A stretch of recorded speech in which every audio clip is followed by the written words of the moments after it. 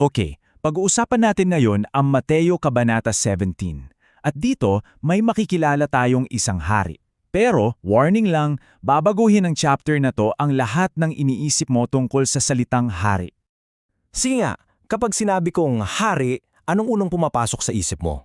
Sigurado ako, mga bagay tulad ng korona, trono, malaking palasyo, di ba? Yan yung classic image. Pero eto ang twist. Yung hari na pag-uusapan natin, malayong-malayo dyan. So simulan na natin. Para mas magets natin yung buong kwento, kailangan nating iset yung stage.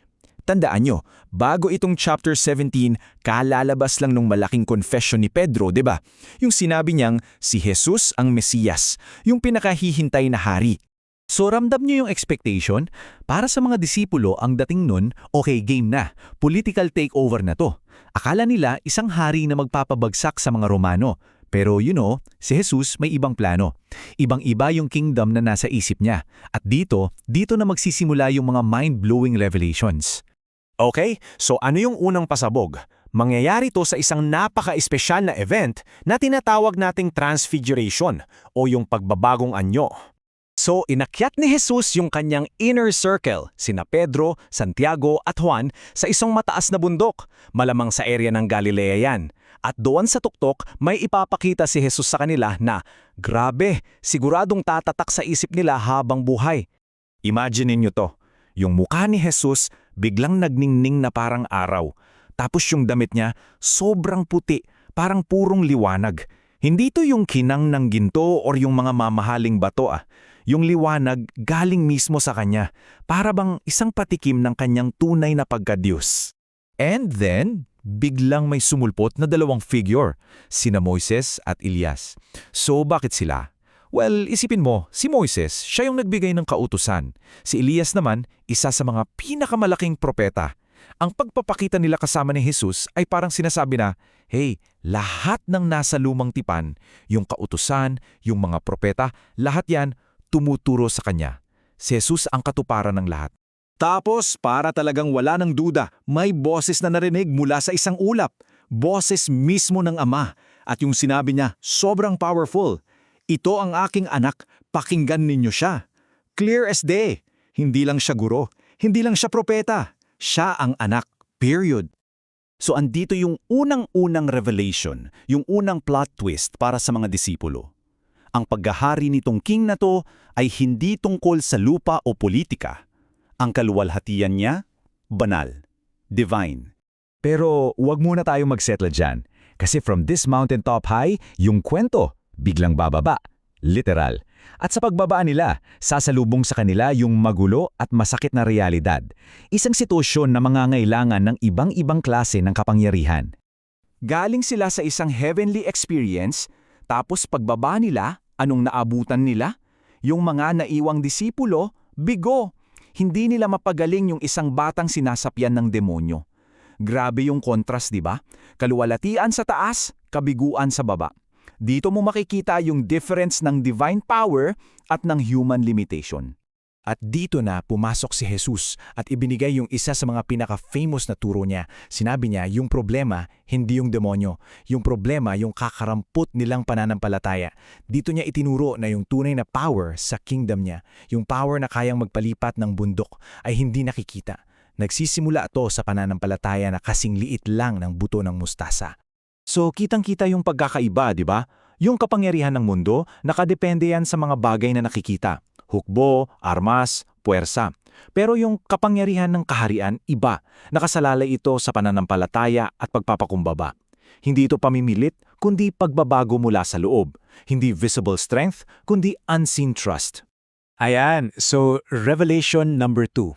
Ang kapangyarihan ng haring ito ay hindi galing sa military might o physical force. Nakaugat ito sa pananampalataya. Habang sinusubukan pa nilang i-digest lahat yan, may isa pang pasabog si Jesus, isang bagay na totally against sa image ng isang conquering king. Sinabi niya sa kanila ng diretsyo, ang anak ng tao ay pagkakatanulo at papatayin nila. Imagine yung gulat nila.